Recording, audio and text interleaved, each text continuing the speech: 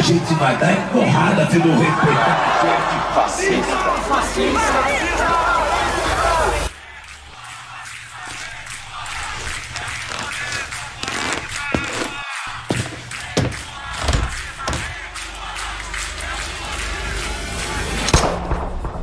Eles não matam você por ser extremista. Eles chamam você de extremista para poder te matar. A violência começa com a linguagem.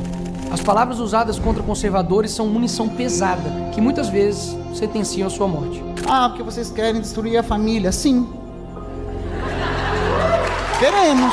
Como fazer para que se torne normal uma pessoa comemorar ou até mesmo matar uma pessoa por conta das suas ideias? Essa é a pergunta que a esquerda fez décadas atrás e achou uma resposta: a desumanização. Não é aceitável, não é mais socialmente, não é mais humanamente aceitável. Não é mais humanamente aceitável a gente concordar que alguém pode hoje apoiar o Bolsonaro e ter bom caráter. Não tem. Alguém que gosta do Bolsonaro hoje não tem nada a ver com política. Não tem nada a ver, é uma pessoa sem caráter, é uma pessoa sem o mínimo escrúpulo, sem decência, sem humanidade.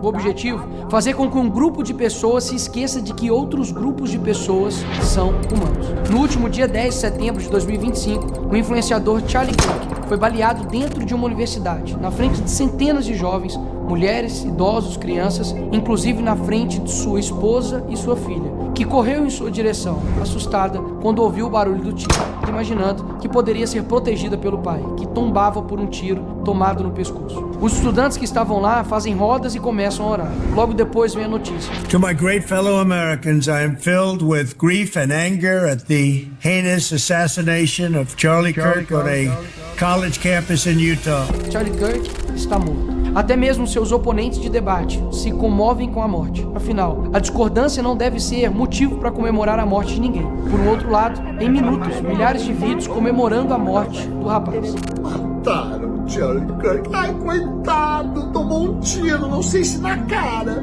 Tem duas filhas pequenas. Que bom para as filhas dele, né? Que bom para as filhas dele.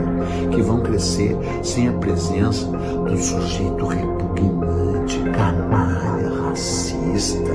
A esquerda rapidamente tentou classificar o atirador como um extremista de direita. Tudo falso. O que se sabe realmente até agora? Era o único de esquerda na sua família e, além de romper com ela, foi morar com uma companheira trans. A real é que Charlie defendia valores conservadores como família e liberdade de expressão. Isso foi o suficiente para que ele fosse rotulado de extrema direita, mesmo sem nunca ter ameaçado ou praticado violência contra ninguém em momento algum de sua vida. Repito, ele nunca praticou qualquer ato de violência contra quem quer que seja. Ele era conhecido mundialmente exatamente pelo oposto, o diálogo. Rodava universidades, debatendo, discutindo e ensinando aos estudantes os mais diversos assuntos, respondendo sempre de forma aberta e sincera, apresentando de forma respeitosa e muitas vezes até amável os seus pontos de vista. Extremista, fascista, racista. Era assim que a grande mídia e os esquerdistas em geral o rotulavam. As justificativas? Ele defendia coisas absurdas.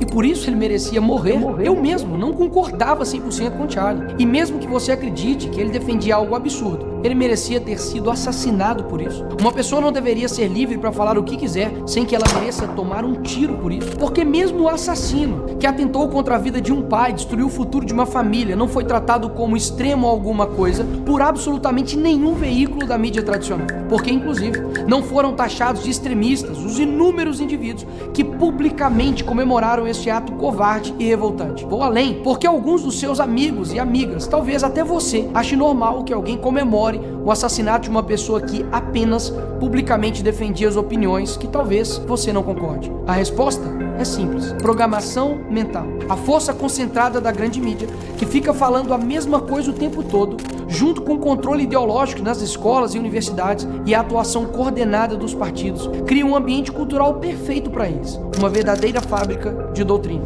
Ali, as crianças são doutrinadas desde pequenas, não por acaso, mas por um sistema que diz o que pensar e quem odiar. Acabam virando adultos cheios de rancor, prontos a rotular qualquer um de fascista ou racista, sem nem debater. O resultado é uma sociedade polarizada e infantilizada, onde a educação pública às vezes forma cidadãos críticos, mas militantes raivosos, prontos para o cancelamento em massa. É isso mesmo, um resultado da programação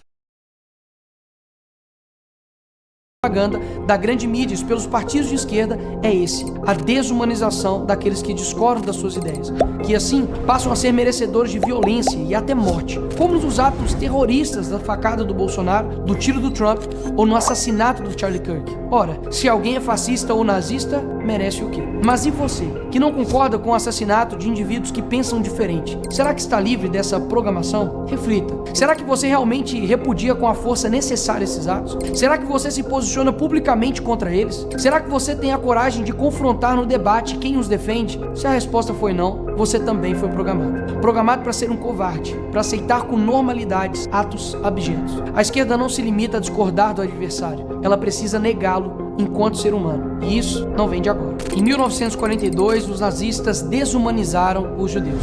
Transformaram um grupo inteiro em ameaça ou verme. E aí, medidas extremas passam a parecer necessárias e até desejáveis para salvar o país ou a democracia desses monstros. Essa mensagem, repetidas vezes, com imagens, tendo o monopólio dos meios de comunicação, aumentou, e muito, a eficácia dessa estratégia. Jornais publicavam capas com caricaturas e manchetes, normalizando o ódio e reduzindo os judeus a estereótipos. Usaram filmes e cartazes, os mostrando como ladrões, animais e os culpando por todos os problemas existentes. Mas essa ideia não veio dos nazistas. Em 1917, os comunistas, na Revolução Russa, idealizaram a propaganda em massa para consolidar o apoio e identificar os inimigos de classe. Ao longo dos anos, campanhas intensas que representavam os brancos, proprietários e inimigos da Revolução, como traidores, parasitas ou bandidos. Manipulavam fotografias. Sim, apagavam-se pessoas de fotos oficiais, como se elas nunca tivessem existido. Mas, na verdade, tinham sido assassinadas. Toda a estratégia pode ser resumida em animalização,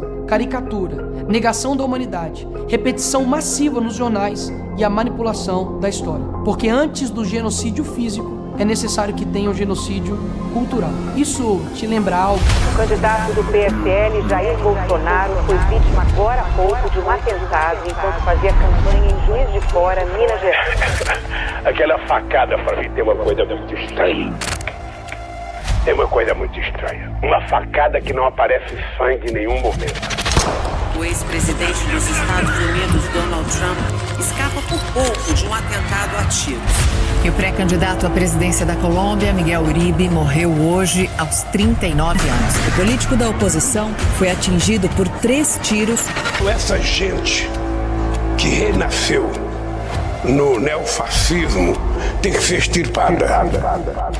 Mas considerando que você, como afirma, é uma boa pessoa, nós estamos dispostos a oferecer a você o seguinte: um bom paredão, onde vamos colocá-lo na frente de uma boa espingarda, com uma boa bala, e vamos oferecer, depois de uma boa pá, uma boa cova. Nos últimos anos, a esquerda brasileira aperfeiçoou essa técnica. Criou-se uma cultura em que o conservador não é visto como adversário político, mas como um outro a ser eliminado. Basta observar o que seguiu a morte do Charlie Kirk. Em vez de luto ou solidariedade humana, emergiu a celebração macabra, o deboche e a indiferença. Esses mesmos que vibram com a morte de um adversário falam em amor, tolerância e diversidade. Nunca houve tanto ódio embalado em slogans de paz. Esses mesmos, após essa tragédia, começaram a ameaçar a minha vida e a da minha família. Em contrapartida, começamos um movimento para as empresas demitirem os funcionários que estão comemorando, minimizando ou até mesmo justificando a morte de um jovem de 31 anos.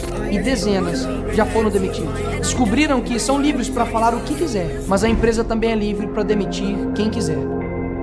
Mas além disso, fiz um convite forte para todos que estavam comovidos e indignados. Seja a extrema-direita que eles tanto têm medo. Em outras palavras, ame e defenda a sua família de forma extrema. Pratique a sua fé de forma extrema. Defenda a sua liberdade de forma extrema. Ou seja, siga fielmente e viva de forma coerente com seus valores de forma extrema. E não aceite mais ameaças ou rótulos criminosos que sejam usados contra você por causa disso. Não aceite mais que ninguém, absolutamente ninguém, seja desumanizado, rotulado de fascista, nazista, racista ou o que quer que seja, apenas por discordar das ideias de esquerda. Era isso que o extremista da direita defendia. Case, tenha filhos, construa um legado, passe seus valores, persiga o eterno. Procure a verdadeira alegria. E não espere que a situação mude. Para um cristão, essa terra nunca será o nosso paraíso. Ao contrário, ela jaz no maligno. Afinal, Jesus foi um homem perfeito? solidário, humilde de coração, amoroso e bondoso. E ainda assim, foi crucificado, humilhado e menosprezado. E continua sendo por muitos até hoje. E por isso, ele é a resposta contra tudo. Afinal, ninguém humanizou mais o outro do que ele. E segui-lo implica entrar numa dinâmica de sacrifício que não é abstrata nem teatral, é concreta e diária. Se alguém quer vir após mim, negue-se a si mesmo, tome a sua cruz e siga-me. Ele não propôs um ideal romântico de sofrimento, mas um chamado real a assumir por amor e por obediência aquilo que o discipulado exige, até a disposição de dar a própria vida, como Cristo fez. O mundo é mau, mas o nosso Salvador, nosso Senhor, nosso Deus, Ele é bom. Essa foi a mensagem da esposa do Charlie no dia de sua morte. E o que isso quer dizer? Há uma confusão moral e retórica que precisa ser desfeita. Misericórdia não é covardia. Mansidão não equivale a passividade. O Evangelho não nos chama a sermos cordeiros insensíveis diante do que destrói pessoas e civilizações. Ele nos chama a ser cordeiros com dentes. A conduta de quem domina a própria ira e a sua força da verdade para defender o frágil. Jesus foi manso e humilde de coração, mas jamais omitiu a denúncia da mentira e o poder do tirânico. Expulsou comerciantes do templo, chamou a hipocrisia pelo nome, sofreu por amor e não por aceitação passiva. Ser manso não é ser fraco, é ser forte o suficiente para enfrentar o mal sem ser dominado por ele, e sábio o suficiente para usar a força pela verdade e pelo amor. O cristão genuíno reconhece duas verdades ao mesmo tempo. Primeira, a violência gratuita e o ódio não se justificam. Segunda, a omissão perante a injustiça é cúmplice do crime. Assim, combater o mal é um dever que se realiza por meios morais, culturais e espirituais, e, quando necessário, institucionais. Isso significa agir com coragem, inteligência e prudência, não com fúria desordenada. Pedro, quando subiu àquele púlpito em Jerusalém, não negociou o evangelho, enfrentou a massa, denunciou o pecado e por isso foi preso, escarnecido e finalmente martirizado. Sua luta foi pública e corajosa. Proclamar a verdade mesmo diante do poder político e religioso. Estevão, acusado, humilhado e apedrejado. Sua defesa foi um balanço lúcido da história de Israel e uma acusação direta à cegueira do seu povo. Paulo enfrentou disputas, tribunais e perseguições, não se escondeu, pregou nas praças, escreveu cartas que demoliam sofismas teológicos e organizou comunidades que mudaram todo o mundo. William Wilberforce, batalha política persistente e estratégica pela abolição da escravidão no parlamento britânico, prova de que o combate moral passa também pela política e pela perseverança. Martin Luther King Jr., resistência não violenta, organizada e corajosa contra estruturas injustas. Dietrich Bonhoeffer, coragem teológica e prática ao enfrentar o nazismo, pagou com a vida por recusar a normalização do mal.